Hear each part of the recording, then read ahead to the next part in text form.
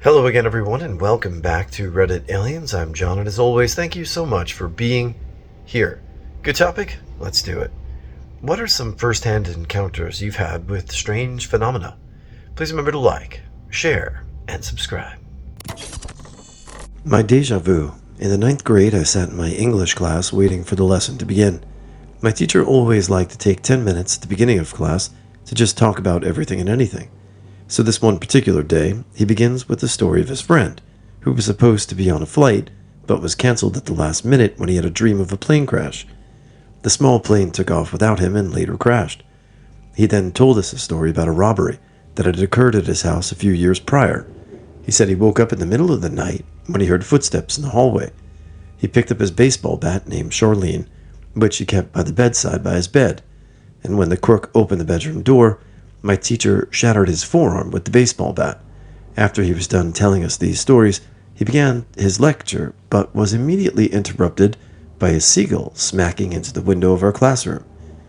The next day I came to class and sat at my desk. My teacher began his 10-minute talk.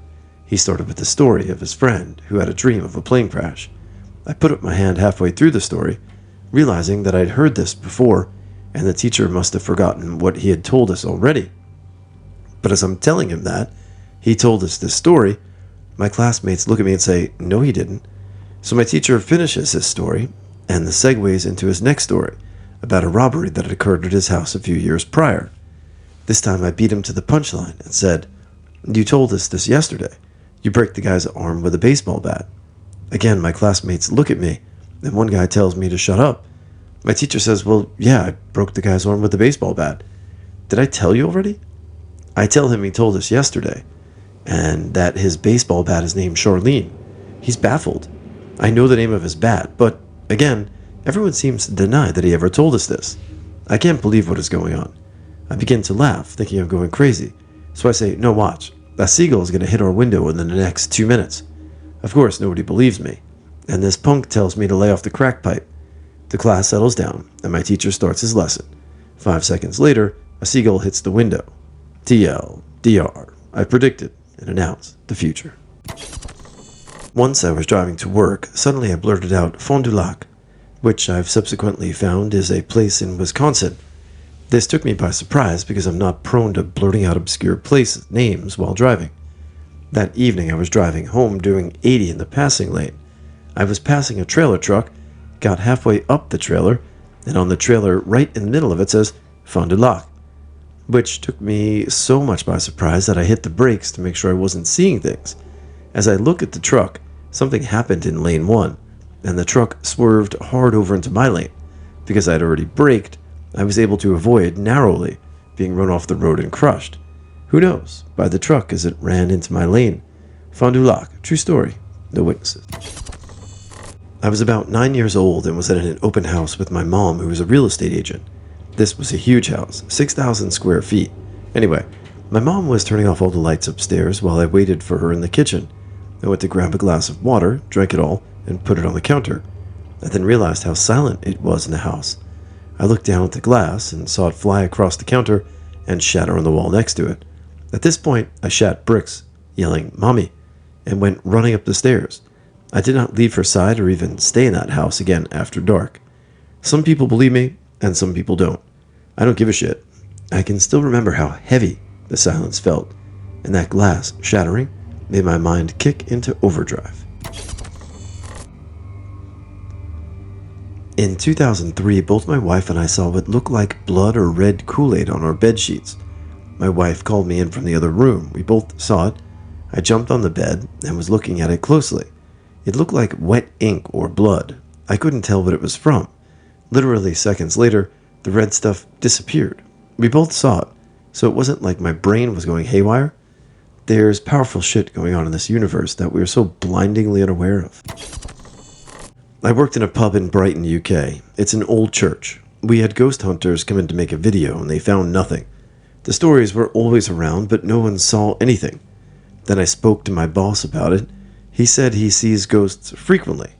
He was one for bullshit, so I didn't believe him. But he said I had no chance of seeing them until I was in the pub by myself regularly.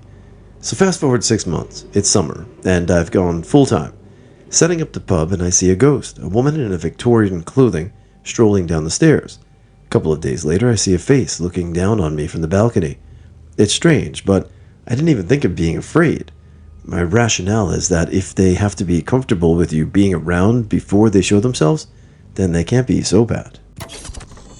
My grandfather was a respected Buddhist monk in the southern region of the U.S. When he passed away, dozens upon dozens of monks from around the country came in to pay their respects, and every non-married male in my family became a temporary monk for a week as a sign of respect. One evening, my uncle, a few of my cousins, and myself were conversing with one of the higher-ranked monks, and he started talking to my uncle about his life. At first, we were all interested, because he was telling my uncle information like the date when he was born, various locations of birthmarks on his body, and so on. Nothing too crazy, although it was hilarious for the rest of us. But then the monk starts lecturing my uncle about the things he had been doing, and my uncle didn't really think much of it at first. Then the monk begins to tell the story of how my uncle, in his early 20s, stole a car, describes how he flipped it into a ditch, and then how my uncle had to lie to his wife about how he got a concussion. My uncle says he's never told anyone this story before.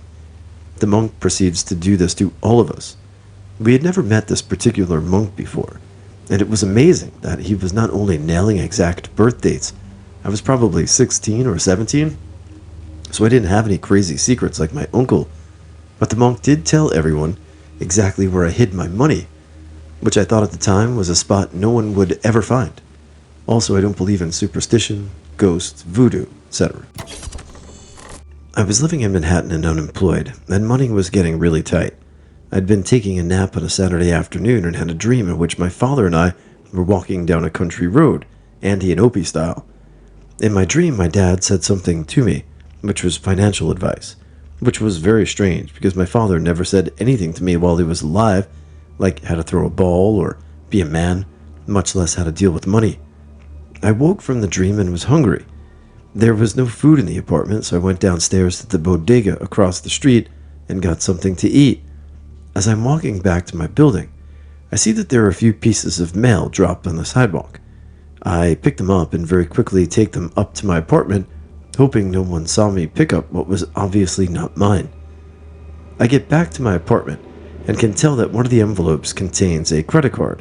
I open it up, and it's a gold American Express card. I read the letter inside and ascertain that some guy who lives in the city was mailing the card out to his wife, who's living in East Hampton. I begin to contemplate how easy it would be to go on a shopping spree in Manhattan with this newly found American Express card. I begin to fantasize about how I can go to Barney's and get a new suit for a job interview, and go buy a new computer. I can also get groceries, and I could get myself out of these financial straits I was in, and Amex would eat the cost. I'd never done anything like this before, or ever been in trouble with the law, but I was getting desperate. Then suddenly I remembered the dream I had just half an hour ago, and the advice my father gave me walking down the country road. He said only 5 words to me in the dream: leave the credit card alone. I cut up the card and threw it in the garbage. I once had a sleep paralysis experience, and now I empathize with those who believe that they were being abducted by aliens because it damn well felt like it at the time. It's an interesting experience of being unable to move, hearing really loud and high-pitched tones, and the feeling of being upwards, all coupled with a terrible sense of something foreboding and close. Not to mention the fact that you are shitting yourself with fear. I remember telling myself over and over that this couldn't happen. Aliens aren't real. That I was awake, looking at the ceiling and still unable to move for a further 15 seconds or so. I can tell you right now that I did not go back to sleep. If you were less wise than you truly were, it is entirely conceivable you didn't go straight to Wikipedia to work out, in my words, whatever that was. I have just one. It's not too crazy, but I was never able to explain it. And what pisses me off is that I expect I'm never going to. I was about 15, late 98 or early 99. I had been really interested in lucid dreams, and I woke up one night at 2:30 a.m. from a long and involved one. As was my habit at the time, I wrote down the whole dream in detail on a piece of paper near my bed. While I was putting down the last few details, I heard music coming from the hallway. The house was dark and quiet. My parents were asleep, and the house is pretty small and has only one floor. The music wasn't like anything I'd heard before. It sounded like someone was pouring sleigh bells down a series of regular troughs. Lots of tiny, tinkling notes merging into a chaotic tune. For like 30 seconds, I sat on my bed, creeped out, thinking, this is so surreal. And where could this be coming from? Someone parked outside? And other things you think when you're 15 and awake and home alone and kind of a wimp. I finally got up the nerve to get up and walk over to the door, and the noise got louder as I did. Clearly it was coming from down the hall. I saw out through the ajar door that everything was dark. I knew that I would have to walk out there to see what it was, but it was such a strange experience, and I found myself terrified of the dark hallway, so I chickened out. I backed away from the door, sat on my bed, wrapped the blanket around me, and listened. I knew I wouldn't be able to remember the music, but I tried to verify that it had a tune to it, and it did. Chaotic though it was, I could anticipate parts of the melody, and I took the piece of paper on which I had written my dream and added a note at the bottom. 2:30 a.m., strange music, scared, and then I just stared at the doorway. About a minute and a half later, the music faded down and stopped. There was silence. I don't know what to do. I didn't feel like sleeping. Eventually, I got up the nerve to walk out my door and into my parents' room across the hall, where I stood awkwardly at the foot of their bed, not sure what I would say if I woke them up. Finally, I decided not to, and I walked back into my room. I read for a while and fell asleep. The next morning, I asked my parents. They didn't know anything and couldn't think of a piece of music that it might be. My dad suggested Tubular Bells. I never heard it again or figured out what happened. The obvious suggestion is that I dreamt it. This doesn't fit for several reasons. I've never confused a dream for a real experience after waking up. 2, I remember thinking at the time, years from now, when the memory of this has faded, I'll probably start telling myself that it was a dream, and it'll probably help me wonder less. But I know with certainty right now that it wasn't. 3rd, I can't really write text in my dreams, let alone write a full page of narrative. 4th, I looked at the paper the next morning and saw the note.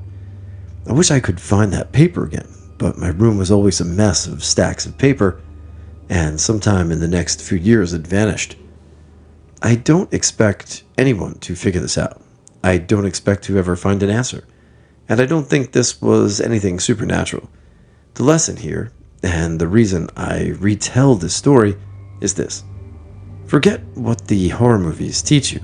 Even if you are scared, go investigate the strange phenomenon, or you just might find yourself wondering for the rest of your life. Let me first say I'm a skeptical atheist, and my only conclusion is that we must have made it up and our brains tricked us into making it a real memory. But it's an extremely vivid memory my friend and I both have. We're about 9 or 10 years old, and we're talking on the phone. It was a little after 7 at night in the winter, and it was dark outside. While we're talking, we both see our windows start to glow like there's a bright light outside. It starts dim, builds slowly, then suddenly gets blindingly white and disappears. We live just one street away from each other, so we're wondering what the hell we just saw. That's when I look over at the clock and realize it's 10:30. He said his clock matched mine. 3 hours seemed to pass in a few seconds. And the next day, there was a circle burned into the grass of a field next to us about 15 yards in diameter. It freaked us out enough that we never told anyone else about it, but to this day, we both remember it exactly the same. And to reiterate, I don't believe something paranormal happened, I just don't know what happened. I was 14. I'm coming home from Bible study on a Wednesday night. It was dark. I saw about 7 circular red orbs about the size of quarters in the sky. They were weaving in and out of each other. They seemed to be flying relatively low and very quickly. I also had a walking nightmare when I was about 6, which resulted in an odd occurrence. I left my room clutching my pillow. I entered the hallway and realized the carpet had been replaced with gorilla skin. At the edge of the gorilla skin patch sat two baby gorillas. Behind them in the living room was a large gorilla chilling on the couch and a monkey hanging from the entryway door. The monkey swings off the handle, grabs my pillow, and carries it to the opposite side of the living room. I went into my parents' room through the door to my right. I wake up my mom to see if I can sleep with them. She said yes and asked if I brought my pillow. I told her the monkey took it. The next morning, my pillow was found on the couch on the far side of the living room, which I never entered, and I never watched Gorillas in the Mist again. I have had encounters with certain kind of being as far back as I remember. The ones I have encountered most often spoke English, though I have some who can speak the other Earth languages. They also have their own form of communication that I cannot understand, but it seems very effective at communicating large amounts of information very quickly, and is often inaudible to me. These beings are curious about us, but I wouldn't be so fascinated. They're often amused by us, and are always observing us through, well, we may not be aware of it. Their appearance is often very pleasing. I think many of our legends, for example sirens, originate from our long contact with these beings.